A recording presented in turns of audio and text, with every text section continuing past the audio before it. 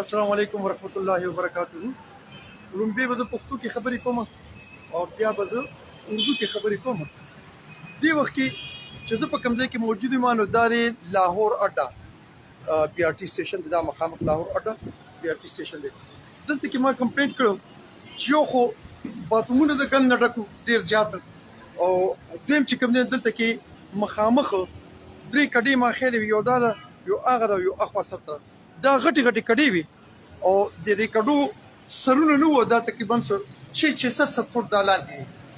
دا هغه ځای دی چې په کوم ځای کې بې تحاشه ګند پروت و. دلته کې لوی بولو واړه بولو بل ګند بلا دلته کې پراته وو چې کوم دلته نه لرې کړی شو او اوس دا تاسو ته ښیم دننه نه ګوچې پوره کاروایي نه ده شوې خو په هر حال چې کومه کاروایي شوې ده هغه زه تاسو ته ښیم. دا متعلقه چې کوم ډپارټمنټ دی نو هغوی په دې کې دا کاروایي وکړه. دا په دې کې پراپر ټایلز ولګېدل او پکې اګزاست ولګېدل. اګزاست اوس هم آن دی کار کوي او دلته کې کموډ ولګېدل ډبلیو سی ولګېده. دا تاسو وګورئ.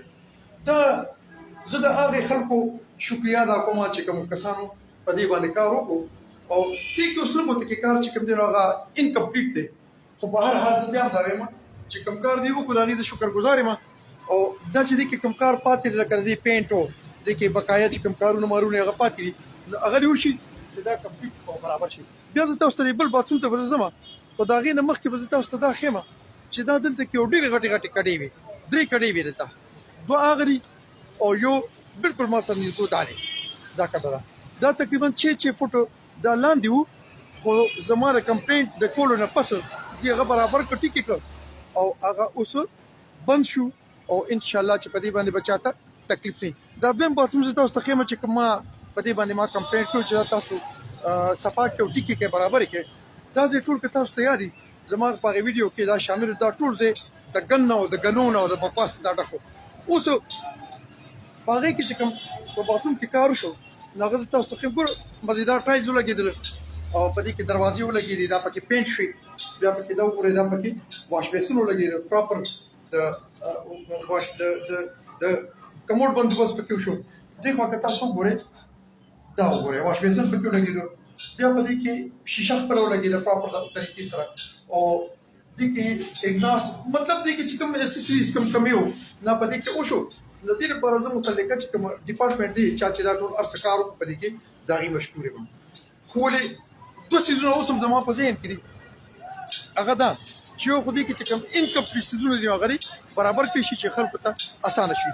دویم به زه دا ووایم چې دلته کې چې کومې پوڼې جوړې شوي دي او دا کوم برخې دي نو دلته کې څه پرابلم شته دی لکه د دې ځای نه ښکته کوزېدله د مطلب دا چې دا یو زنانه لپاره یا د ماشوم لپاره یا د اولډ ایج چې کوم کس د هغه لپاره دا مشکله دي او دا پراپر ځای چې کوم دی دا نه جوړ شوی.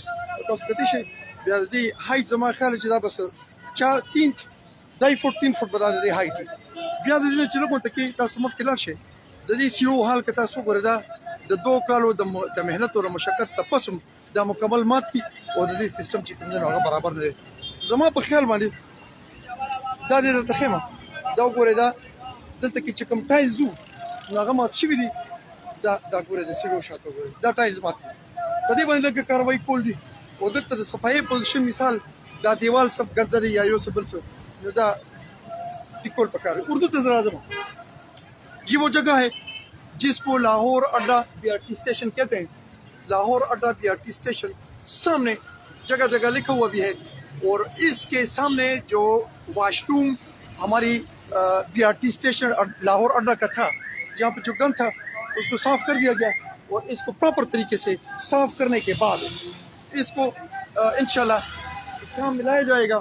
اور یہ واش روم جتنے بھی ہیں یہ ٹک پہ پورا یہ اس کے بارے میں نے پوچھا یہ بھی اس پہ کمپلیٹ یہ واش روم بھی بالکل مکمل ہو چکا ہے.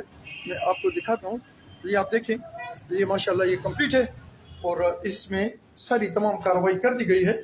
اور اسی طرح یہاں پہ ایک اور واش روم بھی موجود ہے لیکن لائٹ کم ہونے کی وجہ سے اگر میں اندر جاؤں گا بھی لائٹ جی لائٹ یہاں پہ آن کر دی گئی ہے اور یہاں پہ باقاعدہ سے خوبصورت مزیدار جو ہے نا وہ اس کی بھی واش روم کی جو چیزیں ہیں وہ لگا دی گئی ہیں.